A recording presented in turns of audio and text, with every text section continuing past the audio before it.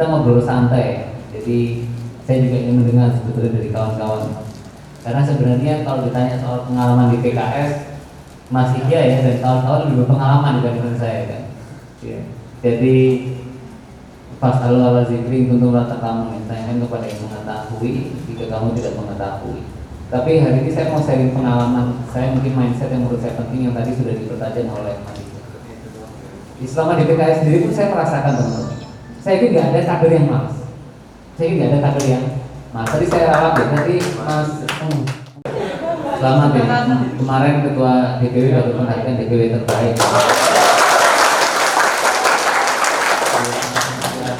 Jadi tadi saya lanjut, saya ini nggak ada kader yang malas. Tadi saya rawat, saya bukan dari Jakarta, saya dari Malang ya. Nah, bayangkan Ketua DPP tinggalnya di Malang ya kan. Sorong. Milad kemarin misalnya. Itu seminggu nggak pulang, kayak Bang Toy kita. Itu pulang dari DPP paling cepat jam 12 malam, biasanya setengah 1, jam 1. Nggak jarang ya, nggak jarang saya dari DPP itu jam 1 saya berspek jam 4 pagi di Surabaya. Jadi langsung setengah 2 habis selesai rapat semua kerja saya langsung ke bandara. Kadang saya juga mikir kok maunya gitu saya. Kok maunya saya itu ini gak kerjaan di kantor gitu, berangkat ya. Tapi saya akhirnya menemukan itu, bahwa saya yakin gak ada kader yang malas. Yang ada itu dia belum menemukan buaya apa, belum menemukan alasan yang tepat. Saya yakin apa yang membuat kita bangun pagi kalau habis-habisan gitu sampai larut malam ya, karena kita punya riset, kita punya why yang betul-betul menggerakkan gitu. Nah, kita anak muda menurut saya ada beberapa poin yang strategis yang perlu kita pertajam dan menjadi tantangan kita ke depan, teman-teman. Jadi satu, saya keliling Indonesia juga sama Presiden. Saya merasa banyak kadang-kadang anak muda hopeless. Kemarin kita kasih surat edaran, siapa yang anak muda yang mau nyalon DPR RI? Gak banyak yang daftar saja. Karena khawatir berhadapan dengan senior, berhadapan dengan incumbent dan lain sebagainya. Dan menurut saya hal yang harus pertama kita lakukan itu adalah mindset kita ya. Dia namanya Pygmalion effect. Kalau kita yakin sama diri kita, target kita tinggi. Ya, kalau kamu mau masuk kampus terbaik dunia ya, Harvard, MIT, Stanford, Cambridge ya, itu kamu akan ngejar TOEFL harus 110 IBT. Iya, walaupun nggak tercapai itu kadang-kadang kita bisa mencapai yang tinggi. Jadi pertama kita harus siap. Kedua itu akan pasang target yang tinggi ya. Bahkan ya kalau mau yang memasukkan dalam dignity, itu kemenangan untuk besok itu bukan sekedar menang kalah, tapi soal kehormatan kita sebagai generasi muda ya. Jadi benar-benar harus ditanamkan, jangan jadi misalkan proses administratif di dalam partai kita. Dan kalau target kita tinggi, behavior kita tinggi ya kan? Kalau kita mau mengejar soal yang tinggi, kita akhirnya benar-benar merubah kebiasaan kita, dan akhirnya riset walaupun tidak mencapai terbaik, kita bisa memberikan yang terbaik. Nah, tantangan anak muda apa sekarang? Tadi pertama itu menjadi poin penting ya, mindset. Jadi rumusnya menurut saya, kita sekarang mau nggak mau harus soroh. Tahu soroh kan? Ini dari orang Jawa ya. Soroh itu harus mau suffering kalau bahasa itu, menderita, merasakan ketidaknyamanan ya. Jadi wa malazatu ila bidata, tidak ada kenikmatan tanpa kepayahan ya. Jadi kalau kita nyaman, kita nggak akan tumbuh. Kalau kita mau tumbuh, kita harusnya merasakan ketidaknyamanan. Jadi itu menurut saya harus kita tanamkan semua. Jadi jangan berleha-leha ya. Betul-betul your future is depend on your daily routine. Masa depan ditentukan oleh bagaimana kamu menghabiskan waktu setiap hari. Dan harus detail dan mempersiapkan. Misal Muhammad Al-Fatih dulu ketika menaklukkan Konstantinopel kan, dia menciptakan senjata yang bisa melemparkan peluru yang beratnya 700 kg untuk ngecek kedalamannya itu. Dia sampai nyamar jadi orang biasa untuk melihat seberapa dalam peluru itu bisa merontokkan dinding Konstantinopel ya. Untuk nyari orangnya, dia culik seseorang yang dari Konstantinopel yang dipenjarakan oleh rajanya yang punya kemampuan menciptakan senjata itu. Jadi harus, kalau kita mau menang itu harus clear tuh. Berapa yang mau kita capai dan how, bagaimana kita mencapai itu. Jangan sampai kita jadi euforia aja ya, hore-hore gitu kan. Kita harus strategis, taktis dan betul-betul terukur ya. Jadi yang pertama mindset kita tadi ya. Dan yang kedua kita harus benar-benar mau soroh tadi, merasakan jadi ada harga yang mahal yang harus kita bayar dari sebuah keberhasilan kan. Kemenangan itu manja, harus direbut dengan kebenaran dalam cara dan kesabaran dalam perjuangan. Dan yang ketiga teman-teman, yang nggak kalah penting ya menurut saya, buat pegangan kita. Anak muda ini sekarang punya tantangan banyak kita. Saya mau buka surveinya Perludem ya. Menurut Perludem, kalau mau menang DPR kota butuh 500 juta sampai 1 M. Kalau mau menang provinsi butuh 1 sampai 2 M. Kalau menang RI butuh sekitar 4 miliar. Kalau mau jadi bupati, wali kota sekitar 10 sampai 20 miliar ya. Kalau mau ini survei hasil analisisnya mereka ya. Kalau mau jadi gubernur butuh 30 sampai 30 miliar ya. Sampai 100 bahkan ya. Kalau mau jadi presiden 5 sampai 20 triliun ya. Kalau presiden sudah mundur dulu aja kita kan ya. Selain umurnya banyak yang nggak cukup, ya kita harus semangat tapi tetap terukur, kalkulatif dalam bergerak. Nah itu bayangan kan. Akhirnya banyak anak muda saya lihat kendor faktor logistik dan lain sebagainya begitu misalkan ya. Seolah-olah padahal kita punya komitmen besar sekarang. Nah poin ketiga saya yang mau saya sampaikan ke teman-teman, kita sekarang melahirkan banyak formulasi-formulasi baru sebenarnya. Misalkan sama Mas Ikhya kemarin kita buat politik pemberdayaan ya. Saya merasakan teman-teman politik pemberdayaan itu. Saya ambil contoh beberapa program yang kami buat ya. Kami buat namanya kemarin ketika COVID namanya Malang COVID Care. Malang COVID Care itu kita bantu aja masyarakat sudah. Itu doing good sih itu community. Saya ingat banget ya. Misal masalah logistik itu, teman-teman untuk berbuat kebaikan ya. Itu saya 1 hari aja sama teman-teman itu ketika buat Malang COVID Care. 1 hari saja ya. Itu bisa kolek dana ratusan juta lewat media digital yang kita miliki hari ini. Jadi jangan sampai seolah-olah ya. Tadi karena survei Perludem kita udah lemes sebelum bertanding ya. Jadi tantangan banyak. Faktor tadi logistik, kedua faktor kapasitas kompetensi. Itu tantangan kita. Gimana kita memimpin? Kenapa kita harus ya dalam konteks kepartaian itu harus menang di berbagai titik supaya menyiapkan kita semua. Antum bayangkan kalau kita nggak pernah memimpin 100 orang, nggak pernah memimpin 1000 orang, nggak pernah memimpin 20.000 orang. Gimana bisa memimpin ratusan ribu orang kan? Sama, kalau kita nggak pernah mengelola belasan miliar misalkan ya, puluhan miliar, gimana kita merasa diri kita layak memimpin ratusan miliar begitu? Atau bahkan triliunan ya. Jadi ada proses pendewasaan. Jadi selagi muda, itu tempa diri dengan tugas pekerjaan berat.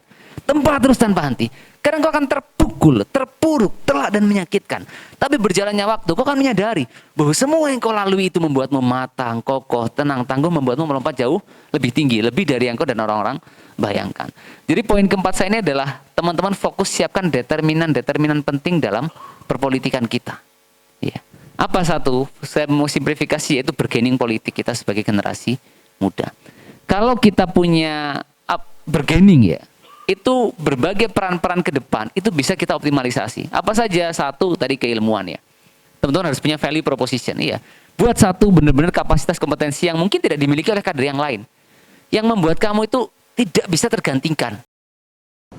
Dan betul-betul diharapkan oleh berbagai entitas lain gitu. Saya benar-benar mau menyampaikannya supaya kawan-kawan punya satu orientasi besar, learn and do. Di politik itu orang datang dan pergi. Di semua partai menurut saya itu pasti ada titik dia hadir di partai kadang-kadang, lalu ada titik mungkin ketika cantolannya politik sudah nggak ada dia mulai tidak mendapatkan ruang berpolitikan. Tapi selama kita terus tumbuh dan berkembang dan kita punya bargaining politik ya, kita akan terus bisa memberikan peran yang optimal untuk partai kita. Sehingga tugas apapun yang diberikan kepada antum itu bisa dicapai dengan tingkat satisfaction level yang tinggi. Betul-betul over ekspektasi. Jadi kita harus bisa mengimajinasikan apa ekspektasinya. Lalu kita berikan lebih daripada yang beliau ekspektasi. Jadi yang keempat itu bargaining politik. Nah apa saja? Satu, tadi kita bicara keilmuan. Kedua, buat karya nyata. Karya itu portofolio terbaik yang teman-teman miliki ya. Kartu nama terbaik yang teman-teman miliki ya. Ilmu gak cukup kita. Kalau katanya Gus Dur itu orang Eropa kemudian pakai roket, kita bilang pakai hasil penelitian. Dan saya merasakan sebelum saya dapat penghargaan dunia ya, kata-kata inspiratif terdengar hambar. Setelah dapat penghargaan dunia, kata-kata hambar terdengar inspiratif. Yang kamu butuhkan apa? Bukti. Karya. Ini karyanya tadi itu harus diorientasi. Jadi coba lihat masing-masing kita sekarang. Kamu lihat diri kamu sendiri. Apa sih sebenarnya portofolio yang mau kamu bangun? Silakan di bidang apapun. Teknologi boleh, community development, community empowerment, social movement, apapun. Tapi buatlah satu legacy dalam hidup kamu. Yang itu kamu buatnya untuk memberikan peran yang optimal. Karena di situ nanti satu kesempatan kita belajar. Kedua, mengejawantahkan ilmu kita.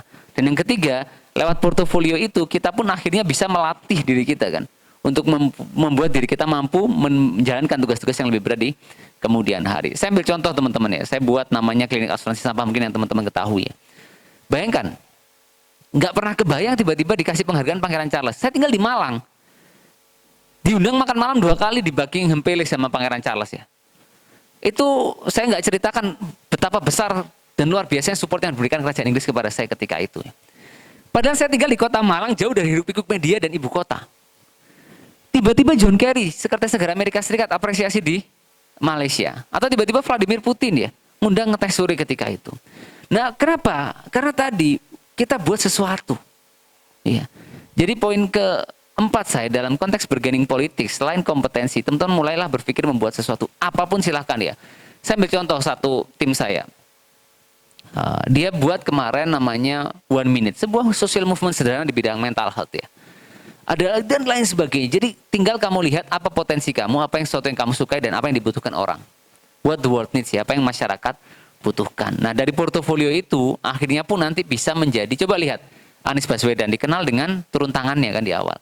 Akhirnya dia mengguncang panggung perpolitikan Indonesia. Dan kita lihat banyak Bang Sandi misalkan ya, dia membuat OKOC, Bank Infak, Rumah Siap Kerja dan lain sebagainya ya. Karya ya. Bahkan kalau dilihat sekarang Mas Anies ya, JIS ya, Formula E, itu yang ada di pikiran orang hari ini. Orang lupa dengan sambutan seremonial yang dijalankan di berbagai kesempatan ya. Dan itu yang harus jadi pikiran kita. Kita harus berpikir besar ya. Apa yang akan kita hasilkan, yang itu akan menjadi sebuah legacy bagi partai ke depan gitu, termasuk di sektor kepemudaan gitu. Dan let's make it simple, teman-teman. Misalkan tidak harus satu orang membuat satu ya. Bahkan ketika satu departemen bisa membuat satu legacy, ataupun satu DPD ya membuat 2 karya ya, sosiopreneur, itu sudah hal yang luar biasa. Sehingga dari situ orang bisa melihat bahwa kita betul-betul punya kontribusi besar di tengah-tengah masyarakat. Jadi kami yakin ya, prinsip kita ya, lawan politik uang dengan politik pemberdayaan gitu.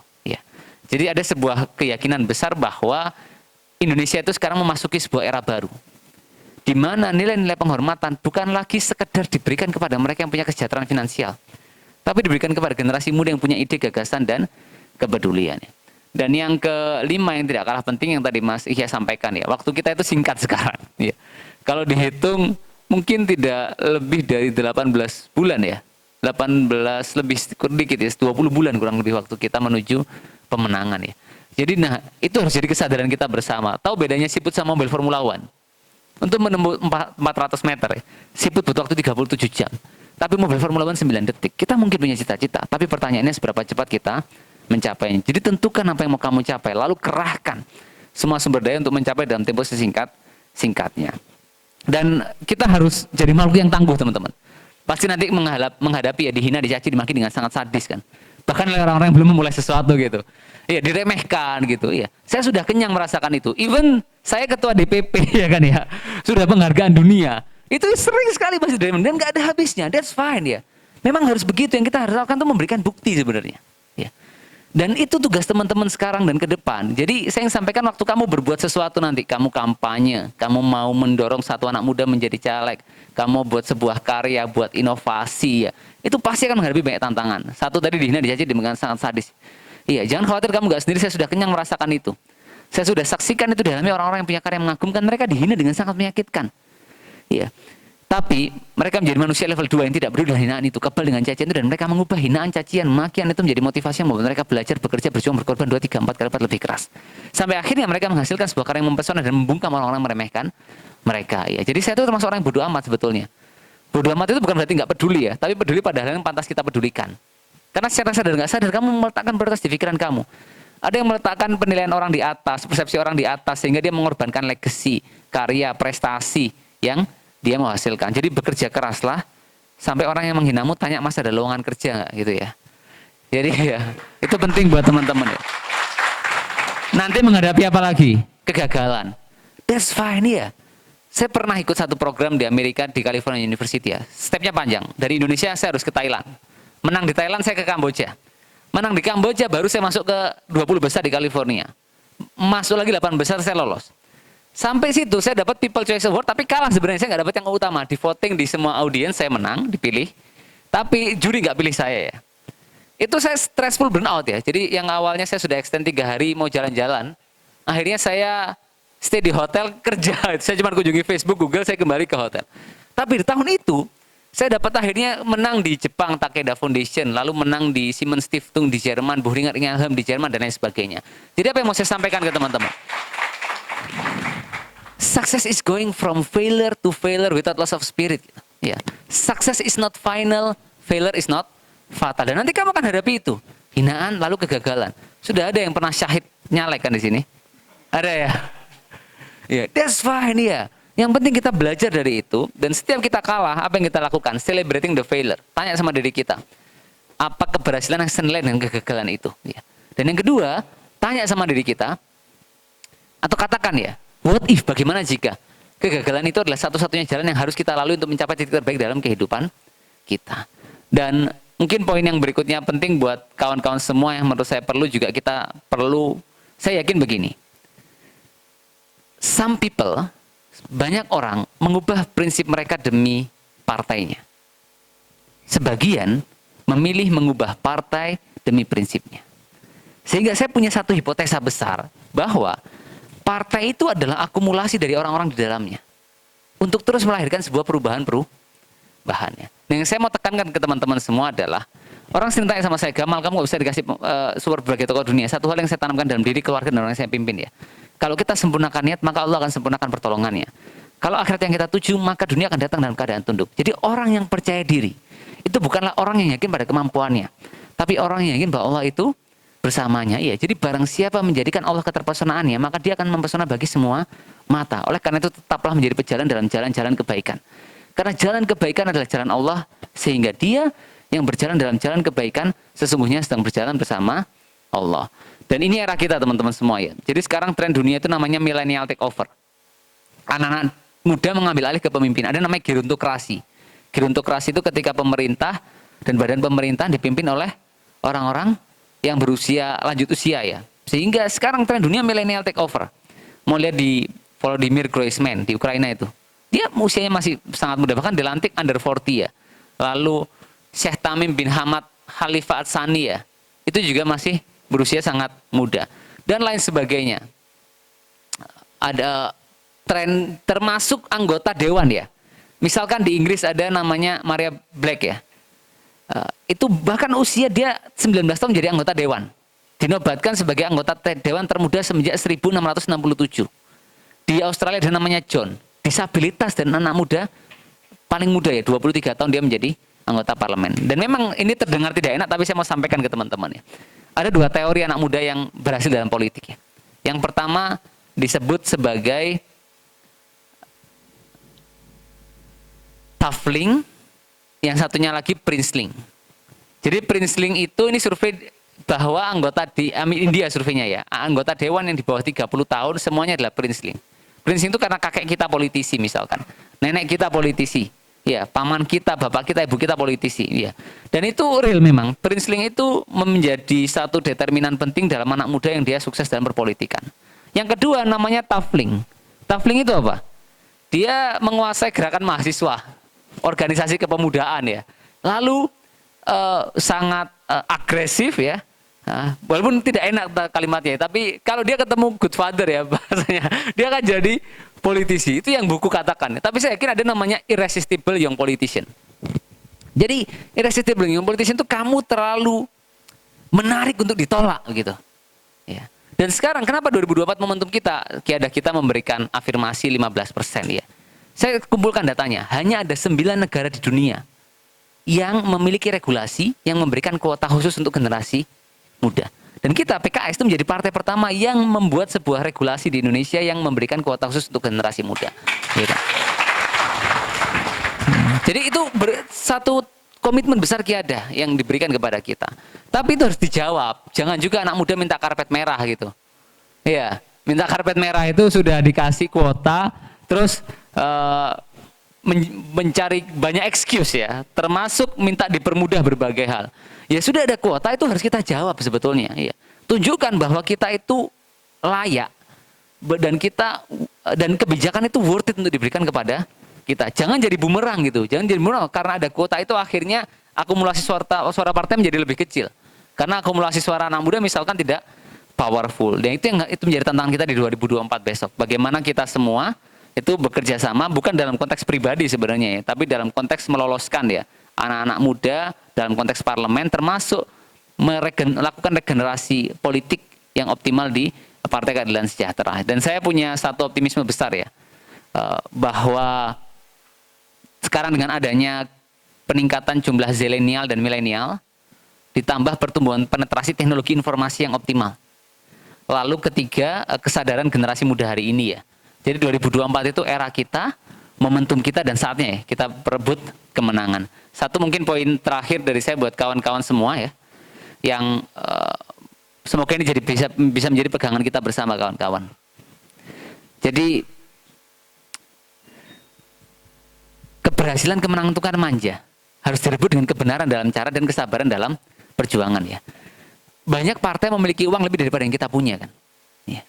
Banyak yang memiliki kekuasaan lebih daripada yang kita punya gitu ya. Tapi saya yakin ya, selama kita terus bekerja keras dan kita sempurnakan niat, maka kemenangan hanya masalah waktu. Dan akhir kata, work hard in silence and let your impact and success be your noise. Jadi bekerjalah dalam sunyi dan biarkan dampak dan kesuksesan menjadi bisingmu. Kita anak muda ibarat matahari pukul 12 siang. Paling terang, paling panas, paling membara. Jangan biarkan masa muda ini berlalu begitu saja tanpa karya yang mempesona. Don't let anyone look down on you caused by you are young. So considering that millions of people still need help, our work is not finished ya.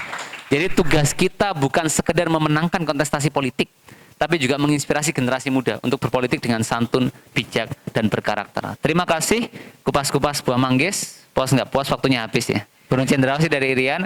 Terima kasih, cukup sekian. Wassalamualaikum warahmatullahi wabarakatuh.